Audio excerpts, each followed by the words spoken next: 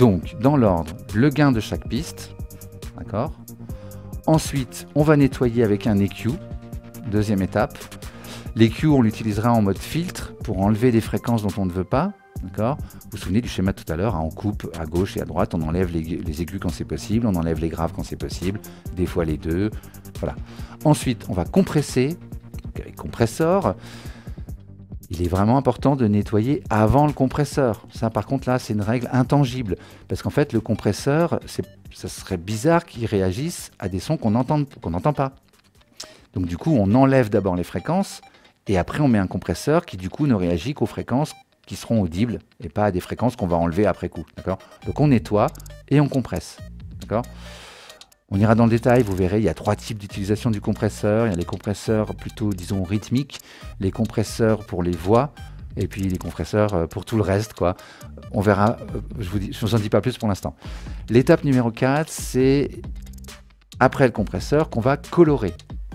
Vous vous souvenez, hein, cette étape, ça consiste à mettre en avant des fréquences, les fréquences les plus jolies de l'instrument, et vous comprenez bien, maintenant ça devrait commencer à rentrer, que si on compresse alors qu'on vient de monter un volume et qu'on compresse derrière, on va contredire les réglages qu'on a fait dans l'équaliseur.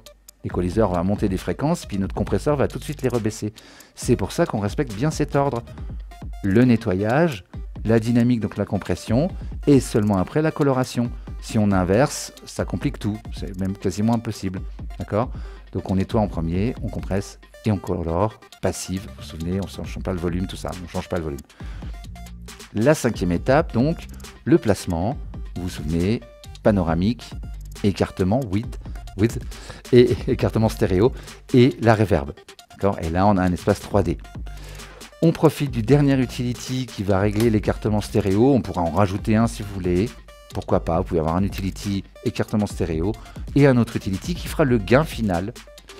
En fait, ce qui va se passer, c'est qu'une fois qu'on aura mixé toutes les pistes, on va refaire l'étape du début. Parce qu'effectivement, en mixant, on a essayé de travailler à volume constant. Des fois, on s'est rendu compte qu'il y avait des volumes à baisser, d'autres à monter. Bon, on a essayé d'ajuster au fur et à mesure. Mais franchement, je me suis rendu compte que c'était presque indispensable de repartir par une étape où on rebaisse tous les volumes et on refait tous les gains, comme je vous ai montré là. D'accord ? Parce qu'effectivement, une fois que c'est mixé, il y a beaucoup de choses qui ont bougé. Et là, on va être sûr, sinon on peut prendre du temps à remonter, rebaisser, remonter dans le désordre des choses. C'est vraiment le meilleur moyen. J'ai trouvé que cette technique pour éviter de se perdre. C'est le seul moment où on remet en question les volumes. C'est vraiment le gros moment où effectivement on a tout mixé. Et là, on remet en question les volumes qu'on avait réglés au début.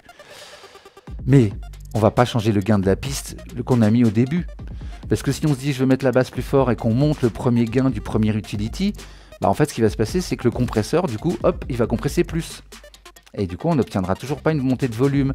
Donc c'est pour ça qu'on rajoute un utility à la fin pour faire le gain et garder donc tous les réglages qu'on a fait avant de compression d'équalisation tels quels. Juste on monte ou on descend le résultat. C'est vraiment ça l'idée. Hein. C'est bien, donc une fois qu'on s'est occupé de toutes les pistes individuellement, on va créer des groupes. Là c'est simple, on réunit tous les éléments qui sont similaires. C'est-à-dire qu'on va mettre toute la batterie ensemble. Elle-même, on la met dans un groupe plus grand qui contient toute la rythmique. S'il y a des percus, des tablages, je sais pas quoi, d'accord ? Donc on fait un groupe avec tout ça. On peut faire un groupe aussi avec toutes les voix lead.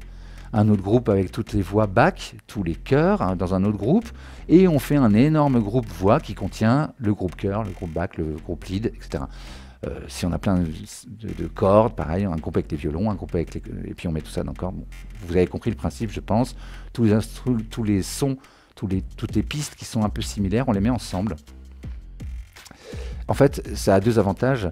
Ça va être utile déjà quand on a besoin de baisser ou d'agir sur un ensemble de pistes. Genre, toute la batterie est trop forte, je ne vais pas aller baisser chaque élément. Je baisse le groupe, d'accord. Toutes les voix sont un peu fortes, je baisse le groupe voix et c'est fait, d'accord. Donc ça, puis en plus dans Live, on peut faire des groupes de groupes, c'est super bien.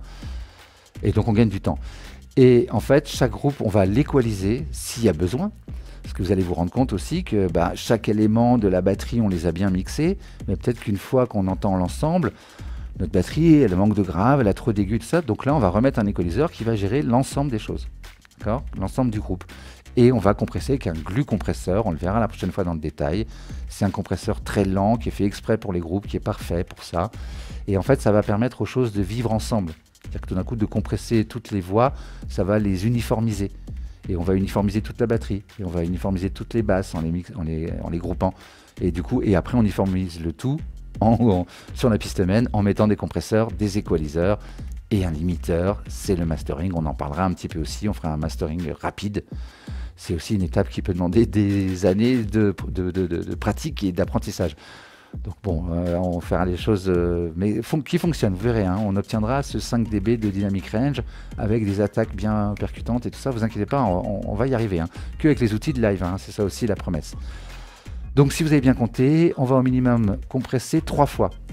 Une fois la piste, le groupe, voire le sous-groupe, le groupe, et puis après sur la piste main, on va peut-être compresser 1 ou 2 fois. Donc au minimum, voire 3, 5, 6 fois. Et donc à chaque fois, on va gagner entre 3 et 6 dB. On va dire 6 dB. Ça veut dire qu'on va remonter tous les sons de 18 dB minimum. Vous voyez le truc? Donc effectivement, on va beaucoup compresser. C'est pour ça que là, le nettoyage doit être bien fait pour les instruments acoustiques. Parce que quand vous remontez de 20 dB, un petit souffle dans une flûte ou je ne sais quel instrument, un petit son comme ça, bah à la fin, on l'entend beaucoup. D'accord?